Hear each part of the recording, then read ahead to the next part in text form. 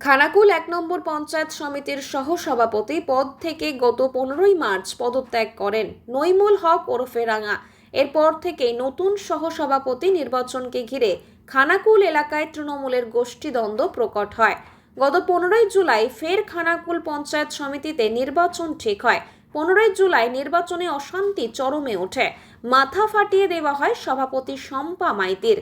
জানা যায়, খানাকুল ১ নম্বর তৃণমূল ব্লক সভাপতি দীপেন মাইতির সাথে প্রাক্তন পঞ্চায়েত সমিতির সহসভাপতির নইমুল হক ওরফে রাঙার মধ্যে লড়াই প্রকাশ্যে আসে। ঠিক সেই কারণে ২৪শে জুলাই আরামবাগ সিডিও অফিসে ফের সহসভাপতি নির্বাচন ঠিক হয়। খানাকুল ১ নম্বর পঞ্চায়েত সমিতির মোট আসন ৩৯টি, তৃণমূল ৩২, বিজেপি ৬, সিপিএম ১টি। এদিনের নির্বাচনে তৃণমূল ব্লক সভাপতি দীপেন মাইতির গোষ্ঠী ২২টি ভোট পেয়ে রাঙা গোষ্ঠী পরাজিত হয়। রাঙা গোষ্ঠী ভোট পায় ১৬ এর পরেই ব্লক সভাপতি গোষ্ঠী জয়ের উল্লাসে মেতে ওঠে। রাঙা জানান, আরামবাগ মহকুমায় এদিন কালা দিন। রাঙা সম্পূর্ণ এই পরাজয়ের দোষ চাপান আরামবাগ সাংগঠনিক তৃণমূল সভাপতি রামেন্দ্র সিংহ রায়কে। দীর্ঘদিন খানাকুলের যে সমস্যা পঞ্চায়েত সমিতির একের, সেই সমস্যায় দেখা যাচ্ছে যে আপনারা আজকে 22 ভোটে ব্যবধানে জিতেছেন, কিন্তু লড়াইটা তো দলের মধ্যেই হলো। দলের মধ্যে কোথায় হলো? দলের মধ্যে হলে তো আমাদের তো জানেন যে আমাদের তৃণমূলের সংখ্যা ছিল ৩৯ জন টোটাল মেম্বার, ৩২ জন ছিল তৃণমূলের যেটা ক্যান্ডিডেট, তো সেখানে আমরা 22টা আছে আমাদের।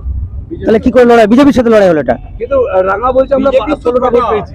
বিজেপি ওখানে ক্যান্ডিডেট দিয়েছিল, খাড়া করেছিল, দেখবেন 16টা পেয়েছি।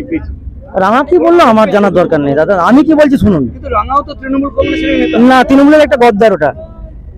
তৃণমূলটা দিনের বেলা করে, রাতের অন্ধকারে বিজেপিটা করে। এ তৃণমূল কর্মী নয়। কিন্তু বিষয়টা না, নেতৃত্ব দিয়েছে কাকে? শুধু একে মেরেছে, ওকে মেরেছে, নিজের স্বার্থটাকে সিদ্ধ করার জন্য দলটাকে শেষ করেছে উনি। দলের কর্মী উনি নন। আমি বলছি দলকে যে মানবে তাকে জেলা সভাপতি মানতে হবে, দলকে যে মানবে তাকে অভিষেক বন্দ্যোপাধ্যায়ের কথা মানতে হবে, দলকে যে মানবে তাকে মমতা বন্দ্যোপাধ্যায়ের কথা মানতে হবে, দলকে যে মানবে ব্লক সভাপতি মানতে হবে। উনি কাউকে মানেননি, উনি বিজেপির লোক। সে বলতেই পারে কেউ কালা দিবস। আজকে যদি এখন বৃষ্টি যদি না হয়, এখন বৃষ্টি হচ্ছে অন্য জায়গায়, তাহলে আপনারা যাচাই করুন। 100% শান্তি ফিরবে খানাকুলে, 100% দায়িত্ব নিয়ে বলছি শান্তি ফিরে যাবে খানাকুলে। খানাকুলে কোনো সমস্যা হবে না।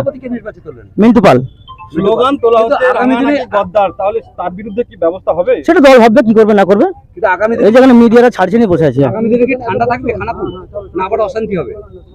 টোটালটা আগামী দিনে কি ঠান্ডা থাকবে না অশান্তিতে আবার? খুব ভালো থাকবে খানাকুল। আর এখানে আরামবাগে এই যে চক্রান্তের মূলে স্বপন নন্দী, এটা মাথায় রাখবেন।